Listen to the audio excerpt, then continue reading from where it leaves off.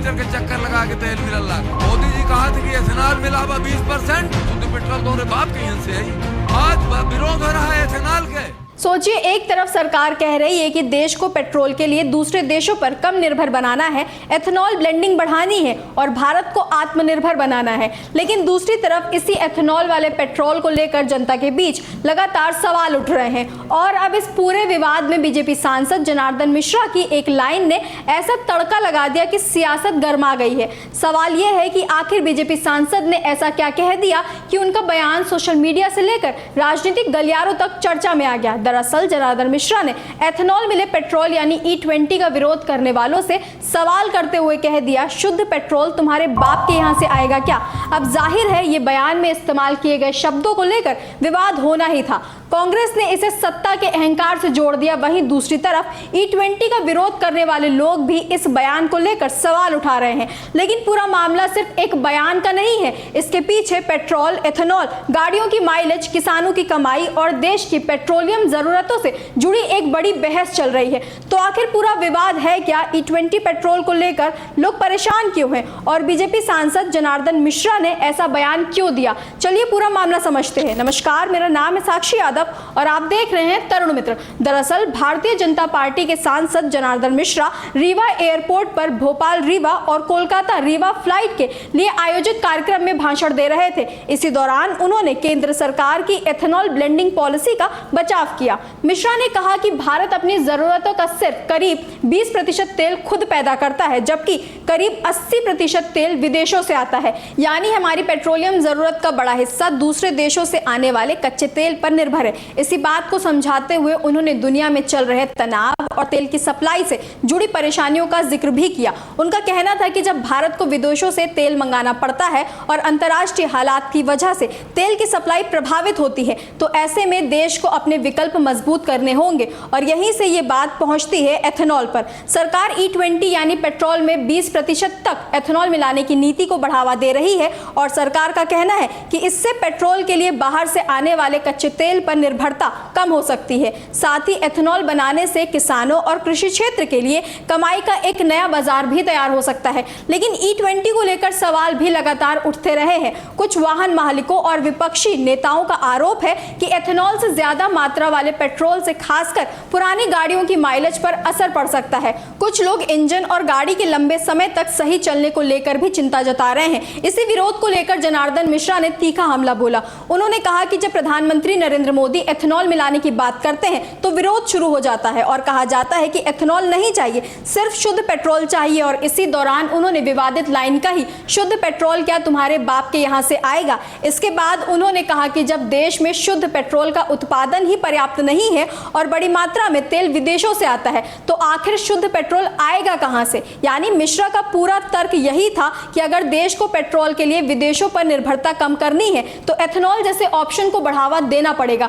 उन्होंने ब्राजील का एग्जाम्पल देते हुए कहा कि वहां एथेनॉल का बड़े स्तर पर इस्तेमाल होता है और वहां एथेनॉल से गाड़ियां चलती हैं। मिश्रा ने ऑटोमोबाइल कंपनियों का हवाला देते हुए यह भी कहा कि भारत में भी एथेनॉल से गाड़ी चलने की क्षमता मजबूत है। उन्होंने कहा कि अगर एथेनॉल नहीं बनाया जाएगा तो फिर पेट्रोल और डीजल की जरूरत कैसे पूरी होगी। अब यहां से कहानी थोड़ी और दिलचस्प हो जाती है, क्योंकि एक तरफ सरकार और बीजेपी की तरफ से एथेनॉल ब्लेंडिंग को आत्मनिर्भरता, किसानों और तेल आयात कम करने से जोड़कर देखा जा रहा है, वहीं दूसरी तरफ E20 का विरोध करने वाले लोग कह रहे हैं कि सरकार को सबसे पहले यह देखना चाहिए कि इस नीति का असर आम वाहन मालिकों की जेब और गाड़ी पर कितना पड़ रहा है। यानी विवाद सिर्फ ये नहीं है कि पेट्रोल में एथेनॉल मिलाना चाहिए या नहीं, असली सवाल यह है कि अगर एथेनॉल मिलाया जा रहा है तो उसका फायदा किसे मिल रहा है और उसका नुकसान अगर हो रहा है तो उसकी कीमत कौन चुका रहा है। इसी मुद्दे को लेकर अब E20 जनता पार्टी नाम से चल रहा अभियान भी चर्चा में है। E20 जनता पार्टी का कहना है कि मौजूदा एथेनॉल ब्लेंडिंग पॉलिसी में